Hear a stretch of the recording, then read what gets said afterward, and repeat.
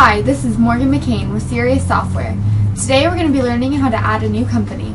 Let's begin! Today we're going to be learning how to add a new company. Let's begin by clicking the New button and selecting New Company.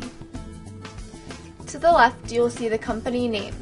Down below, our company is checked as Prospect. It will be checked as a client once we have done business with this company. Below that, you will see the primary salesperson and second salesperson. To the right, you have industry, origin, and region. Below that is the billing address and the office phone and office fax. Flags are pop-up reminders, and notes are used to store more information about each company.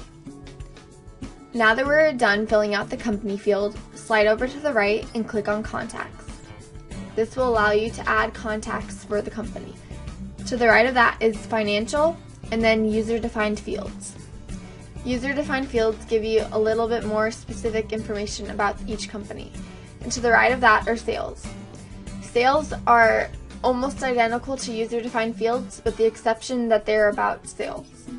Now that we have finished filling out our company, go up and click the Save button.